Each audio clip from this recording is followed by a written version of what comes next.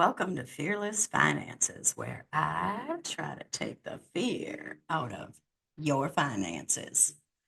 Today, I was doing a little bit of research on Trump's big, beautiful bill, and I ran across a few things that I think is important for you to know. So I'm jumping on real quick to make sure you get the facts and some of the key points that some of the other pundits aren't telling you about because there's so many things. It's hard to keep track. I'll meet you on the other side.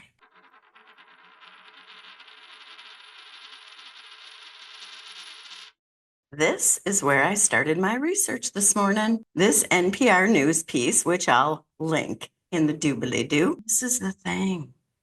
As I read through this, I thought, oh, that doesn't sound too bad. In fact, let me show you what I'm talking about. Scroll on down and you start to see some of the information, like extending the Trump tax cuts, which we knew would be in there. Now, the thing that I'll also notice, or I'll note, is they didn't mention that the taxes aren't going up for the rich. And I think that that point needs to be driven home every single time. Because as I was reading through this, as much as I'm aware of that, I started just thinking, oh, that sounds fine. And please note, this is NPR. It's not like it's a jaded news source. They really are giving you the facts, and they're giving pretty balanced facts, but there's no room to give all the facts. Are you with me? Then we move into the no tax on tips and overtime. Personally, I think this is a joke. Now, granted, I don't want to take a tax break away from those who earn tips or have overtime. More power to you. You're part of the working class, and goody for you. This is my problem with it. Point one, most people don't pay taxes on all their tips anyway. Come on. I used to wait tables in college. We do not claim all of our tips. So you're already getting a tax break that the rest of us are not. Are you then paying FICA on it? Because then this is impacting your Social Security. Not such a good plan. But let me have you consider it this way. This impacts so few workers that against the tariffs that are going to cost the average household $2,500 to $4,000 a year, this is nothing. This is like if you take care of somebody's house for a whole month while they're on vacation and they say, I will take you out to a nice dinner when you get back. And the nice dinner happens to be a McDonald's Happy Meal. That's what this is. There's a few other things in here about the child tax credit and increasing the standard deduction. Even as I read through it the first time around, I was like, whatever. It doesn't come close to matching what the wealthy will get. And I'm going to show you the stats on that before this is over. Work requirements for Medicaid. Now, I knew this was coming. Maybe you knew this was coming. Instead of just cutting Medicaid, they're putting in work requirements. And if you're a able-bodied, working able, yeah, person, you're going to have to actually go out and get a job or sacrifice your Medicaid. Now, originally, I thought about single moms, and I thought, oh, that's lovely. Here they are having to care for their kids, paying daycare on Costco or McDonald's wages, and now they lose their health care. When I get to the area that said childless, I thought, oh, that's nice. And I was getting trapped in to the silliness. Yeah, that is nice. But you know what's nicer? The rest of us having health care, like having universal health care, people, and helping people get education so they can find good jobs and maybe helping with the child care. Hey, I like those ideas. How about you? And we could get all of them if we tax the rich, which was not addressed in the beginning of this article. I digress again. The changes to SNAP, this started to wake me up. Not only are we not going to feed hungry people, but farmers who supplied that food are going to go without the welfare money they would have gotten. That's dumb. Sorry, I can't think of another word. It's dumb. No good reason for it. None at all. Moving on. They plan to lift the debt ceiling right in this bill and give them the extra 4 billion, oops, $4 trillion that they need. Yeah, the fiscal hawks are working really hard. Oh, yes, and we're going to ruin our planet by rolling back all the green energy stuff that Biden put in place, which, by the way, for people who actually care about the stock market or the economy, was helping to bolster this industry, which is good, giving new jobs and having the stock increase. Now that they're rolling it back, the stock started to tumble. This is when I started to really wake up. Fees for immigration. So if somebody comes to our borders wanting asylum because their physical health is in jeopardy from the country they came from, that is what asylum is. And we historically have helped people in these horrible situations. We now want them to pay significant amounts of money. I don't know about you, but when I hear of people literally walking across the entire country of Mexico from Central America to get to the US border with their children, and they've taken these desperate measures out of fear of harm and looking for help, I can't imagine how they come with $1,000. And just so this is clear, because I live in Mexico, a registered nurse working in a public hospital here in Mexico earns about $1,000 for the entire month. You heard me right. $1,000 is a lot for one of these families to come up with. And if it was easy, they wouldn't walk across an entire country. I don't know if people don't think of these people as people, but if you're listening to this and you're someone who supports this, I'd like you to try to think of what it would be like, the sheer desperation you would be in to walk across an entire country. And I'll also tell you this, because I used to think Mexico was a lot smaller till I lived here. Like, I live on the west coast of Mexico, and I thought, oh, while I'm here, I'll just quickly jaunt across over to Cancun, which is like the Yucatan Peninsula over on the Gulf of Mexico. I was on a plane coming down here from being at home, and the pilot, Delta pilot, I'm calling it out, literally said the Gulf of America on a flight to Mexico City when half the people on the plane were Mexican. I don't even understand why you don't know how rude that is. Why that's disgusting and disturbing. But again, digressing. I thought I'd just jaunt across the entire, country because I don't know. Mexico is probably as big as I was thinking maybe Minnesota, which is ridiculous because it was going to take me like, I don't know, a day and a half to drive over there. It was insane. It all of a sudden made me think that I, as an American, as liberal as I try to be, as progressive as I attempt to be in my thoughts, how limited my scope is of other countries, how I'm so US centric. And that's why I think it's important for us to know people of other cultures, to experience other cultures, to really know the people and what they're going through. It makes a huge difference in any of these things. It really does. All right, back to this. And then we've got the student loan overhaul. This just wrapped it up for me. Because as much as I was sitting there thinking, oh, that's not so bad for a little bit, because they actually address the single moms. Woo. I thought to myself, good Lord Almighty,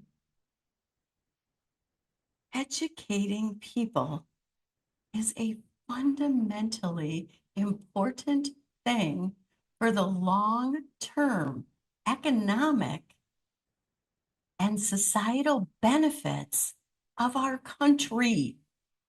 And we should not make this harder. We should make this easier. I, of course, will note all of this down in the doobly-doo. Now, a couple other things I think are important to note. Here is a Reuters news piece. And by the way, I will have both of these again in the doobly-doo in the description, so you can read the full article should you choose. I have highlighted two of the areas that I think are muy importante. One of them is this. The reason we're cutting healthcare and we're taking away student loans is so we can increase immigration money. I'm going to talk to you a little bit about what happened over the weekend in the world of immigration. Because personally, I do not want my tax dollars going for this cruelty. Which brings me to the other point that's on here. Let's read this together. Democrats blasted the bill as disproportionately benefiting the wealthy while cutting benefits for working Americans. Yes. The CBO, that is the Congressional Budget Office, found it would reduce income for the poorest 10% of U.S. households and boost income for the top 10. What is wrong with us? What is wrong with anyone who supports this? In fact, I'll even throw in the top 10%. Where is your morality? Where is your care and concern for other people? You are no better than anyone else. If I haven't gotten your ire up yet enough to actually contact a few people up on Capitol Hill and tell them you better vote against this bill. Now, of course, the Democrats surely will, but some of those Republicans are on the fence. They know they will not win their reelection in 2026 if you are not going to vote for them. And they need to know that you will not vote for them if they vote for this bill. We all deserve better than this. Which brings me to some of those immigration concerns. I had heard over the weekend that there was something going on with the Trump administration trying to send more immigrants to Sudan. Now, it was kind of on the periphery of the news, and honestly, I've been checking out a little bit more, and maybe you have too. But I thought, was there anything to that? So I did myself some research. And sure enough, this is what I found. Apparently, there's 8 immigrants in Dubai. I literally had to look on the map because I'm not that good with African geography. And for some reason, I thought Dubai was in the Middle East. It's awfully darn close, but it is on the continent of Africa. They must have stopped there, or the judge must have halted them from going all the way to Sudan. Now, as I read through this article, the courts were quick to get involved because of the defense attorneys, and the Trump administration halted their deportation into Dubai. Now, I've read through this fairly quickly, but I don't even know if these men had true due process, because the Trump administration, in typical Trumpy style, are sitting there essentially saying, you know, they're murderers and rapists, and there's never any proof to any of this. It's just words, word salad getting spewed out. This article doesn't say that they'd completed anything. And of course, the Trump administration is using this as a way to have more backlash against the judges from stopping them to do their mandate. Now, if there happens to be any Trump supporters listening to this, I think it's important to note that Trump might have gotten more votes than Kamala, but Trump did not get more votes. You see, if you include the independent votes, everyone else voted against Trump, and there was a bigger voting bloc that voted against him. Top it off with this. There were also another 90 million people eligible to be able to vote who did not. So what's effectively happening right now is 70 million voters are holding 160 million of us captive in this nonsense. Because this is the other thing.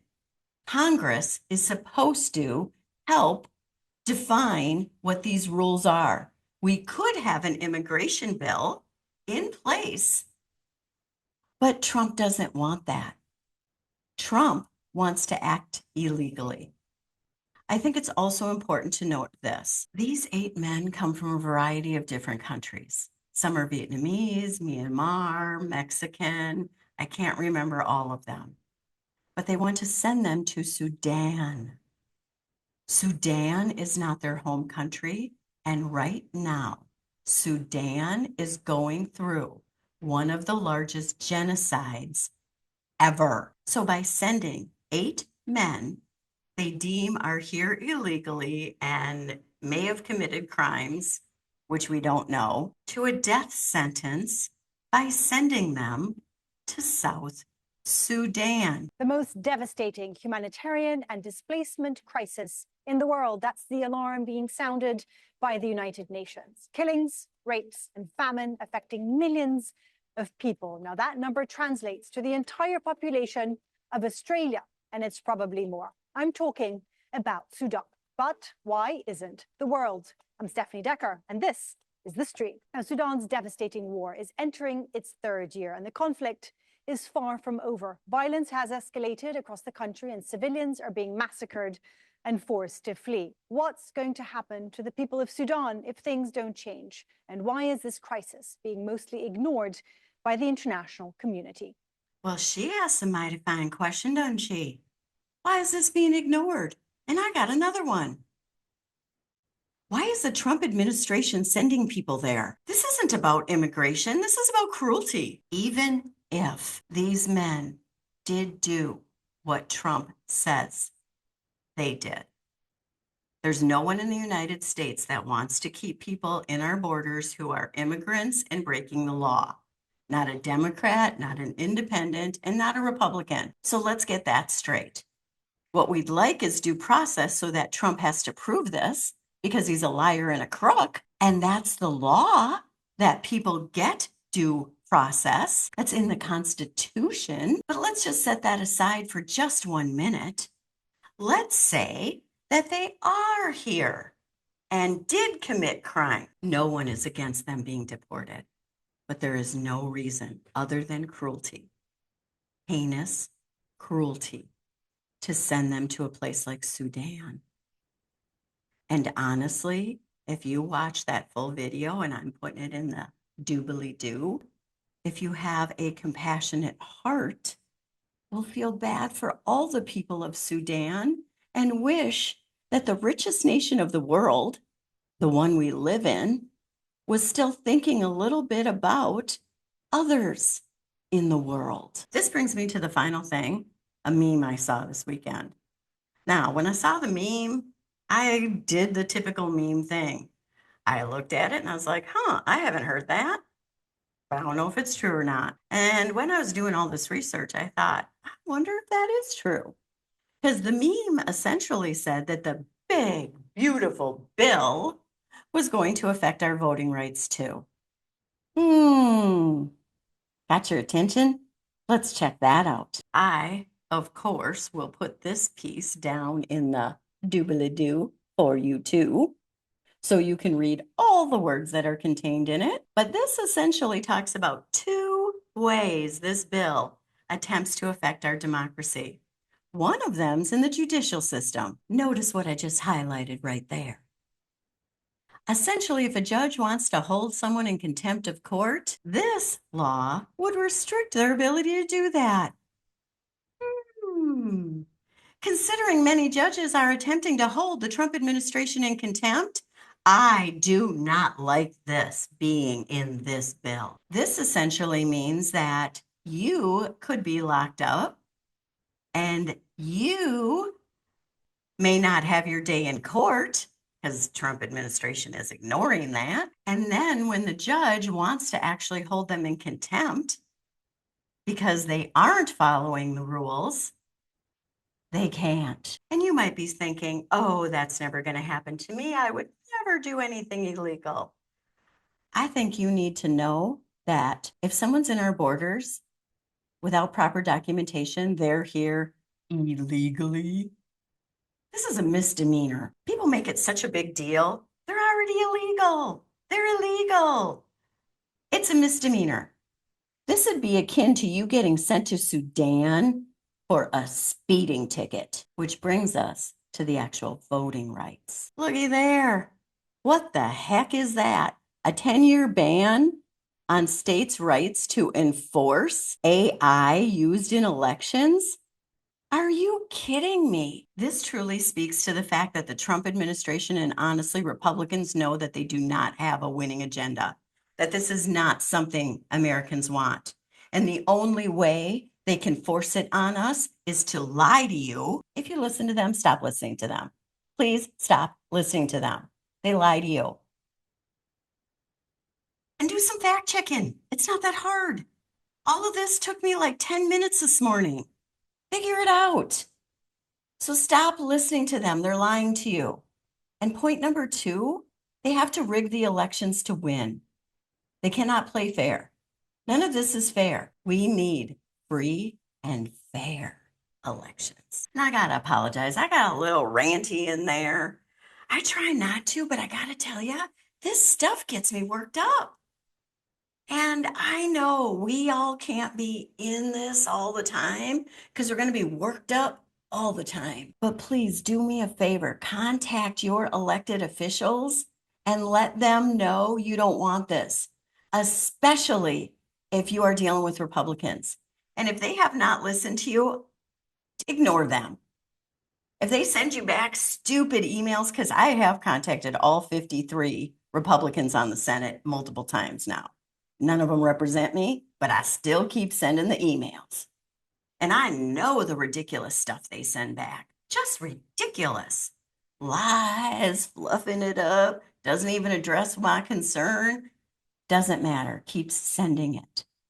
Keep letting them know you will not vote for them and you are spreading the word so that other Americans do not vote for them. Anyway, I'll get off my soapbox. You got the update. You got some of the stuff that other news sources aren't telling you. That is muy importante. If you got some value out of this video, I sure would love it if you subscribed. I have other really good content here for you, and please like this video so it gets out to other people.